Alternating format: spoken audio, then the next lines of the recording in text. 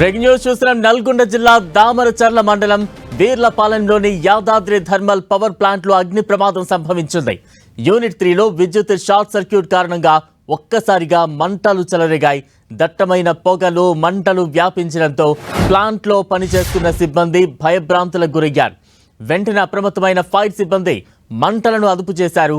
Plant అధికారులు fire సిబ్బంది వెంటనే స్పందించడంతో పెను ప్రమాదం తప్పింది. ఎలాంటి ప్రాణ నష్టం జరగకపోవడంతో స్థానికులు ఊపిరి పీల్చుకున్నారు.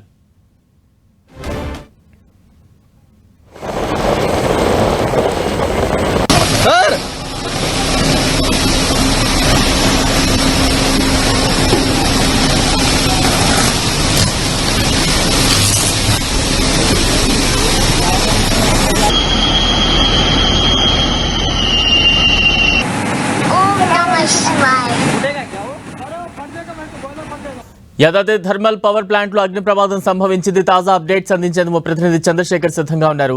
చంద్రశేఖర్, అంటే అగ్ని ప్రమాదానికి కారణాలు ఏంటి? ప్రస్తుతం ఎటువంటి సిచ్యువేషన్ ఉంది? బలరాం, నల్గొండ జిల్లాలోని ఉన్నటువంటి యాదాద్రి థర్మల్ పవర్ స్టేషన్ లో భారీ అగ్ని ప్రమాదం చోటు చేసుకుంది. ఇటు దామచర్ల మండలం వీర్లపాలెం సమీపంలో ఉన్నటువంటి ఈ థర్మల్ పవర్ ప్లాంట్ లో 3వ యూనిట్ లో గత కొన్ని రోజుల క్రితం దాదాపు 3 నుంచి 4 రోజులలోనే నుంచే ఈ యూనిట్ లో ఉత్పత్తి అనేది ప్రారంభమైంది.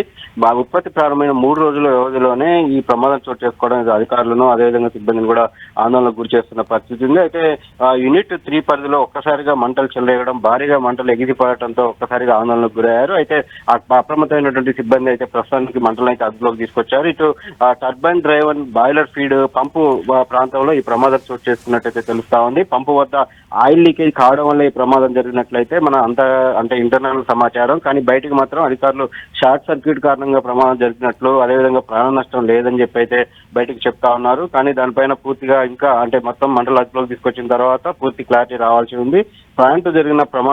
ప్రమాదం జరిగిన ప్లాంట్ లో మొత్తం కూడా పొగలు అలుముకోవడంతో సిబ్బంది ఒక్కసారిగా మంటలు కూడా ఎగిసిపోవడంతో ఆందోళనకు గురై అందరూ కూడా బయటకు గురికొచ్చిన పరిస్థితి ఉంది.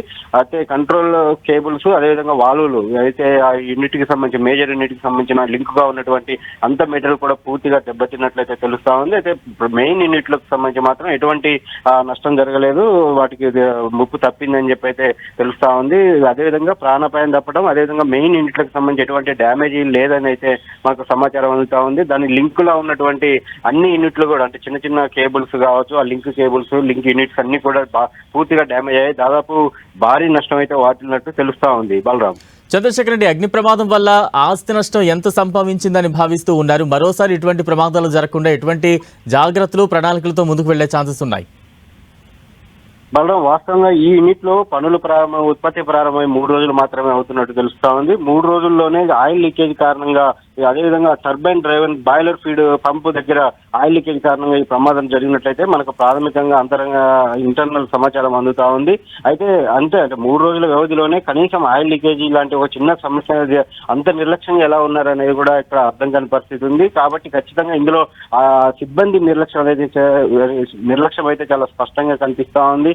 అయితే ఈ ప్రమాదం ఘటన నేపథ్యంలో ఎంతవరకు నష్టం వాటిల్లింది అనేది మాత్రం ఇప్పటి వరకు క్లారిటీ లేదు. దానిపైన అంటే ఎవరిని కూడా లోపలికి అనుమతించడం లేదు. ఇక్కడ వైటీపీఎస్ సంబంధించిన సిబ్బంది అధికారులు మాత్రమే దీనిపైన స్పష్టత ఇచ్చే అవకాశం ఉంది. అయితే మనకు అందుతున్న సమాచారం ప్రకారం మేజర్ యూనిట్స్ ఏదైతే భారీ యంత్రాలు, అదేవిధంగా ఈ విద్యుత్ ఉత్పత్తిలో ప్రధానంగా ఉన్నటువంటి యూనిట్స్ ఎక్కడ కూడా డ్యామేజ్ కాలేదు. కానీ దాని ఇంటర్నల్ లింక్స్ లో ఉన్నటువంటి కేబుల్స్, అదేవిధంగా ఇతర లింక్ యూనిట్స్ అన్ని కూడా కొంత డ్యామేజ్ అయ్యాయి. భారీ అగ్ని ప్రమాదం కావడం, అదేవిధంగా పొగ వల్ల కూడా చాలా వరకు డ్యామేజ్ ఉంది. అదేవిధంగా ఈ ప్రాణ నష్టానికి సంబంధించి కూడా ప్రాణ నష్టం జరుగుతున్నప్పటికీ కూడా ఏంటంటే పొగ ఒక్కసారిగా దట్టంగా అలుముకున్నది కాబట్టి ఎవరు కూడా ఊహించని పరిస్థితి. కాబట్టి అందులో ఎంతవరకు ప్రజలకు ఏమైనా అందులో పనిచేస్తున్నటువంటి సిబ్బందికి ఏమైనా వేరే అనారోగ్యంగా ఇబ్బంది పడుతున్నారా ఏంటనేది కూడా క్లారిటీ రావాల్సి ఉంది. దీనిపైన మరికొద్ది సేపట్లోనే పూర్తిస్థాయి సమాచారం ఉండే అవకాశం అయితే ఉంది. అయితే ఇటువంటి ప్రమాదాలు చోటు చేసుకోకుండా ఉండేలా ఇప్పటికే పూర్తిస్థాయిలో వాస్తవానికి 2 యూనిట్లు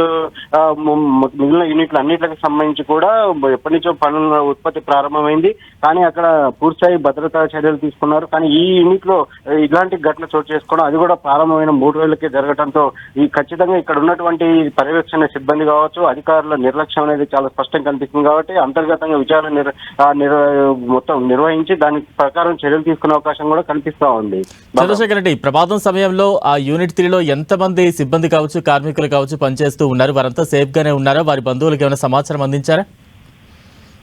అంటే ప్రమాదం జరిగిన పైప్ లైన్ దగ్గర ఎటువంటి అంటే జనరల్ గా అక్కడ పెద్దగా ఎవరు ఉండరు, అది కింద యూనిట్ వద్ద జరిగిన ప్రమాదం అని చెప్తున్నారు. అయితే పైన అంటే మొత్తం ఎక్కువగా సిబ్బంది ఉన్న దగ్గర మాత్రం ఎటువంటి డ్యామేజ్ అంటే మొదట ప్రమాదం అక్కడ చోటు చేసుకోలేదు. కింద ఎప్పుడైతే మంటలు ఎగిసిపడ్డాయో, కింద ఆయిల్ లీకేజ్ వల్ల ఏర్పడ్డటువంటి మంటల కారణంగా ఒక్కసారిగా మంటలు రావడం, పొగ కూడా వ్యాపించడంతో ఎవరైతే మొత్తం అక్కడ పనిచేసిన సిబ్బంది వెంటనే అప్రమత్తమై బయటకు వచ్చినట్టు తెలుస్తా ఉంది.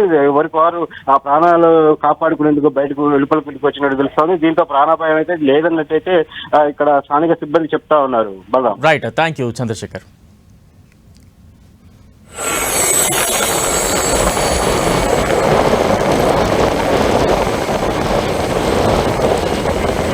సార్